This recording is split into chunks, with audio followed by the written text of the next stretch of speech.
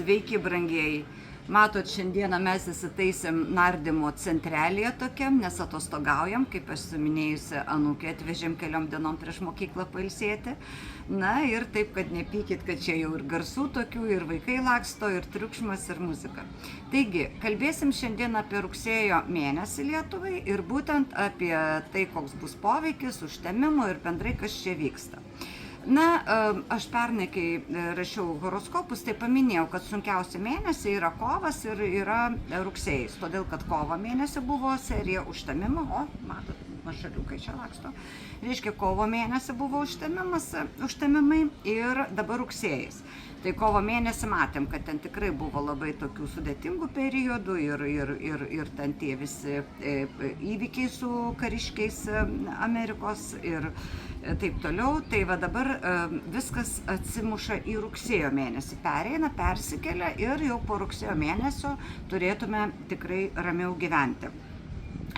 Taigi, pirmomis rugsėjo dienomis turėtume pakankamai taip gyventi, biškai išprotėję, kadangi rugsėjo 1 ir kaip visada, kol viskas susistiguoja, per daug žmonės dėmesio niekur nekreipia.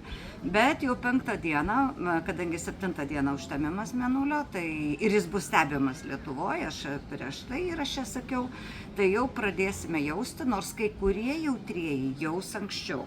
Todėl, kurie esat labai jautrus, tikrai net galit šitą porą savaičių išvis išvažiuoti iš Lietuvos, pailsėti kažkur tai arba nejungti televizoriaus, nes streso tikrai bus.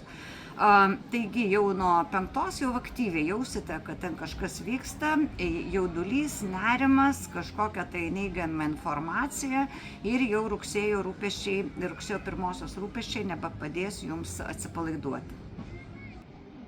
Taigi jau apie 5, 6, 7 dienomis gali būti, kad mes išeisim iš kažkokios sutarties. Tai yra mūsų valdžia, kažkokį pasirašys dokumentą ar įgalins jį, kad tai bus susiję su atsiskirimu nuo kažkokios organizacijos ar dar kažko. Tai va šitas labai svarbu. Negana to, iš tikrųjų mes labai spręsime būtent rugsėjo net pradžioj, su kuo, kada ir kaip mes einame, su kuo mums pakeliui, su kuo ne. Taigi vėl pamatysim, ko nematę, kadangi tas konfliktiškumas lietuviškos politikos gali spindėti ir skambėti net visam pasaulyje, nes tai tikrai yra,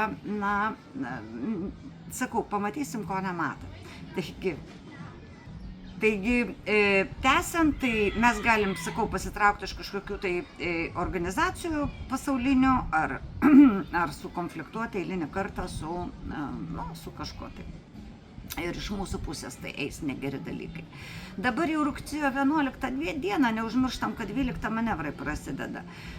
Iš tikrųjų bus labai didelis nerimas, aš manau bus anksčiau didesnis nerimas, nes čia jau atsiminkit užtemimo koridorius, nes užtemimo koridorius yra tarp užtemimų, tai yra pirmas užtemimas yra 7 dieną, po to 21.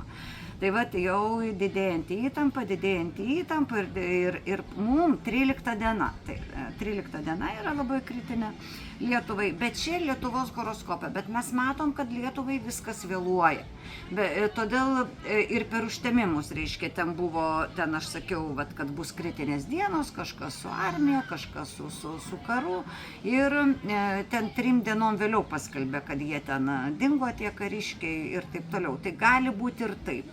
Galbūt tenais buvo tik nepranešta, o įvyko būtent tą dieną, kaip Lietuvos horoskope pažymėta. Taigi, brangieji, 13 diena Lietuvos nataliniam tranzituose yra labai sudėtinga, todėl mes jau nuo kokios 11-10 dienos turim žinoti, kad atsargesni būti dėl visko, nes vėlgi gali būti visokios provokacijos ir nesusipratimai. Taigi, imam 13 dieną kaip centrą ir 3 dienas iki 13 ir 3 dienas po 13 dienos.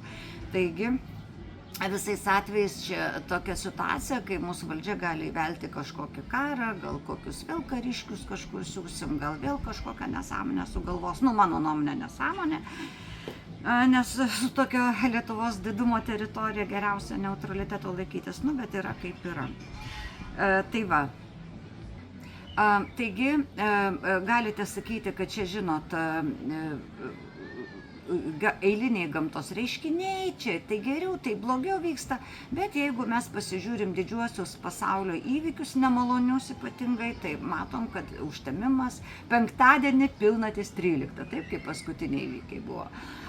Ten visokie, reiškia, vėlgi, užtemimas buvo spalio mėnesį ir matot, išvakarėse prieš kelias valandas iki to buvo užbombarduotas Izraelis. Na, daug tokių dalykų, taip, bet aš apie tai padarysiu atskirą įrašą. Todėl galvoti, kad čia yra tik sutapimai, kad čia nieko bendro neturi su gamtos reiškiniais, tai yra neteisinga mąstyti. Mano nuomonė, labai tokia tvirta nuomonė, man nežinau, kas turėtų pertikinti, kad pasaulio didieji, kai daro niekšybės vieni kitiem, jie tiesiog renkasi satanistinės tokias blogas dienas. Ir tam, kad jiem geriau pavyktų. Lygiai taip pat, kai ypatingai palankiom dienom jie daro tai, ką jie nori, kad jie savo gėrį pasidarytų. Nu, pavyzdžiui, Trumpas su Putinu susitiko 15 dieną. Taip, tai yra nuostabi visam pasaulyje Melisa, čia Melisos diena, o pas mus Austėjos diena, reiškia, tai yra medaus diena, tai yra bičių diena, tai yra nepaprastai mistinė, nuostabi diena. Tai va, kodėl jie būtent tą dieną susitiko? Na, visada kyla klausimų. Tai va, dabar dėl Saulės užtemimo tai yra gerai tai, kad ten nebus jokių bėdelių ir nebus jokių problemėlių, kadangi didesnių problemėlių, kadangi Lietuvos teritorijoje tai nebus stebima. Tai nebus. Taip, einu. Taigi nebus stebima Lietuvos teritorijoje ir tai yra gera žinia, kadangi kuo mažiau stebima, kuo toliau nuo Lietuvos tas Saulės užtemimas, tuo yra geriau. Taigi rugsėjo mėnesį iš tikrųjų aš dar parašysiu straipsnį, kadangi su šito įrašu, sakau, negaliu labai susikaupti, nors žiūriu į kompiuterį, turiu pasižymėjus tam tikrus dalykus, nes čia tikrai toks biškutį samaištis.